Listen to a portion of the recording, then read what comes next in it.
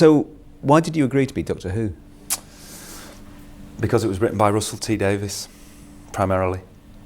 You weren't a fan then?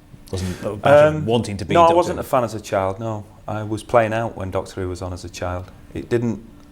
There were key moments that I would tune in for, and that would be a regeneration. Because as a child I was fascinated by the concept of a character remaining the same but looking different. I thought that was fascinating. And secondary to that, I wanted to see how they would do it, technically. And the other time I would tune in was the inside of the Dalek. As a child, I thought that was mesmerising. This idea of this thing that had been so frightening and so threatening was actually pathetic. I thought that, too, as a child, that was fascinating. So you didn't see an awful lot of Doctor Who because there weren't many regenerations, were there? No, but I seem to remember, it'd be in the press that it was going to happen, like it'd be in the press that the Daleks were going to take the lid off a Dalek. And I'm old enough to remember not William Hartnell, but the great Patrick Troughton. And I have a strong visual memory of his face, a black and white episode, and I do think Doctor Who I think it looks great in colour, but I think it works in black and white as well. Now, your Doctor Who, he's got a nice northern accent and remarkably different from the others. Did you go back at any point and go, I'm going to keep that bit of Doctor Who? Or which bits can you jump? I feel the old series, I think what we've jettisoned is the sexism of the underwritten female role. And also, the defining characteristics of Doctor Who, to a certain extent, are heroism and intelligence. And there seemed to be being an equation drawn with RP, received pronunciation, that was the sole area, really. And I felt that it was time to, along with the sexism, it was time for that to be kicked out, And of course, the key element of Doctor Who is the monsters.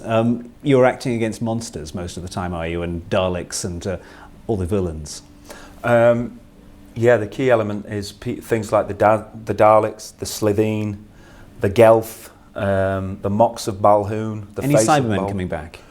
We're not, no. Cybermen, you have to wait for the Cybermen, but you get everything else. And what you get is Russell has created a whole new array of villains, creatures of his own, to add to the gallery of the last 40 years. Now, some people, when they look back at the old episodes, they laugh at them and say, the Dalek's been made with a sink plunger and things like that. You've got to compete against some big-budget American science fiction. I mean, kids are a lot more sophisticated these days, aren't they? I think they are more sophisticated in terms of what they're taking visually, but I think you can still touch them. What a lot of the science fiction programmes we're going up against don't have is the kind of central message of Doctor Who, which is love life. It's unashamedly emotional about. The Doctor's message seems to be, you have a short life, make sure it's a happy one and seize every moment and accept life in all its forms, which is a central message with him. He doesn't react with horror when he sees a blue three-headed monster. He reacts with wonder, and I think that's a very important message to send out to children. And a lot of the series the series you're talking about, Buffy, it's kind of postmodern irony and stuff, whereas this retains that kind of innocence, the innocence of its message, but also we've brought into line the production. As a child watching it, I was put off by some of the low production values. I don't have a camp sensibility. When the sets wobbled, it meant that the world wasn't real. I didn't believe in it, so I went out playing. Whereas I'd stay with Star Trek because the production values were high, as far as I could see, and the world was consistent. But we, in our new series, we're in line with all that. The production values are very high. We had a good budget, and most importantly, we had brilliant people working on it at a crew level who've created. There's no wobbly sets. A bit of wobbly acting, no wobbly sets. Now, you have to be prepared, of course, as soon as you become the Doctor, you will, for the rest of your life, have a large number of fans who want to write letters to you. Have you? I might have enemies. Might have a large number of enemies. Depends what they feel about me.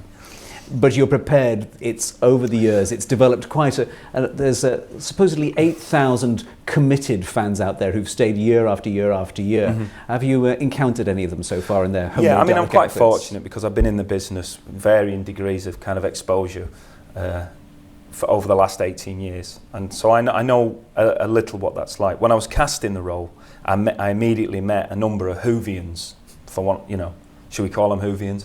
And they have been unfailingly polite and gentle and encouraging to me, and I'm very grateful to it. They've been around the set, they've watched us filming, and I think they're passionate and grateful that the series is returning, and I've enjoyed every encounter with them. They're not interested in any of the details of your personal life. What they want to know is what it's like being a Time Lord. And I share, I'm like that about reggae and soul music. I have that gene, that slightly obsessive thing. So it's been a pleasure, and I genuinely hope that they're happy with what I and we have done. Now, the whole point about the Doctor is he lasts for quite a long time. I mean, you've done 13 episodes.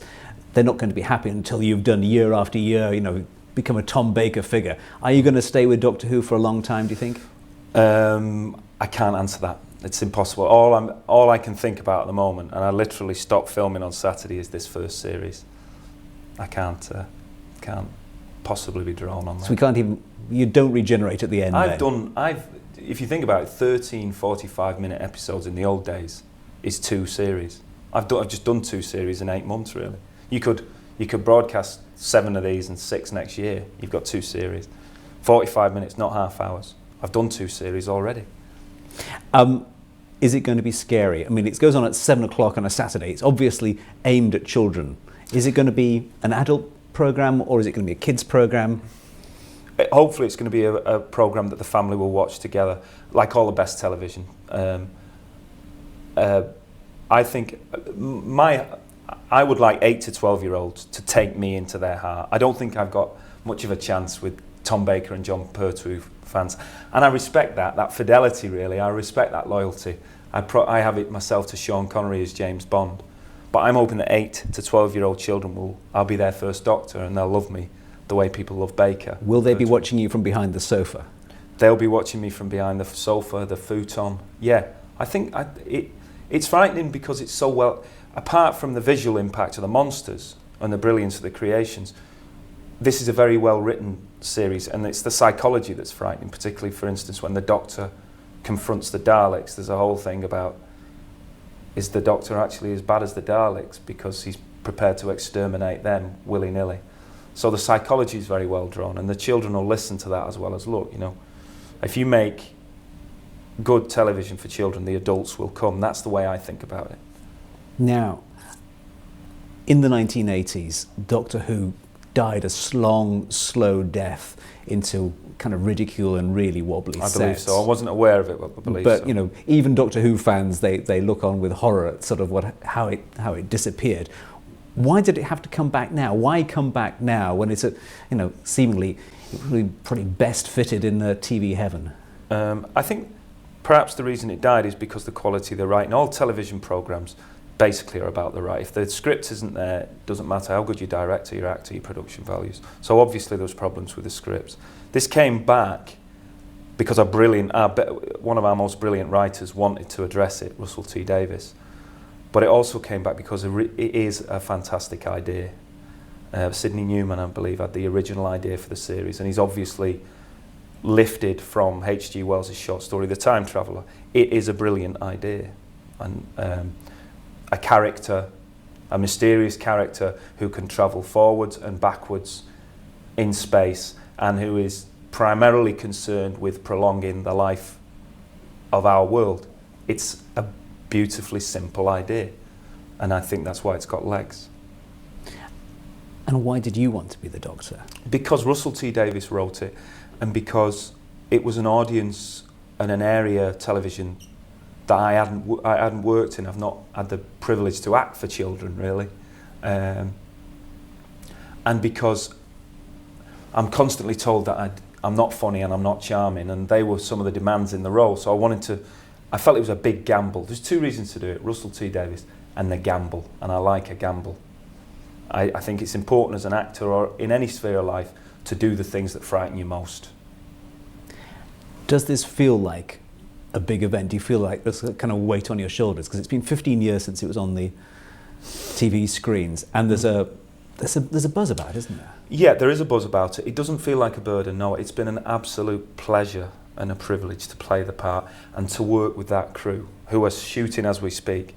I've spent the last 8 months, 6 days a week, 14 hours a day with a group of people. I'm not talking about all the show-offs you're going to see at this launch or me. I'm just at the tip of an iceberg. I'm talking about the people, the cameramen, the prop men who made this program, and it's been a privilege. It's not a burden. It was a joy to play in, really.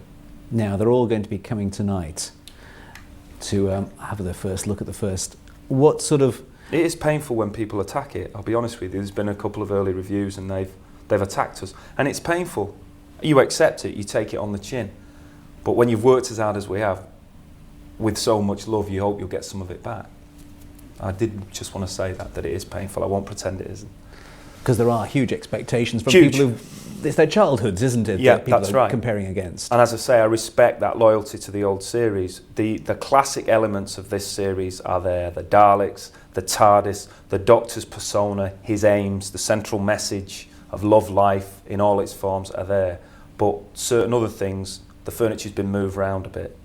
No wobbly sets. No wobbly sets. And, you know, some of the old 70s stuff of the paternalistic know-all and his the helpless sidekick, that's gone. And one final question. We hear the Daleks have solved the problem of conquering a planet with stairs. That's true. And, yeah. So that's a problem that none of the rest of never mind accents, none of the rest of the Doctors have had to face Daleks that can do that. Can you tell us how they do it? Oh no, it'd spoil it, wouldn't it?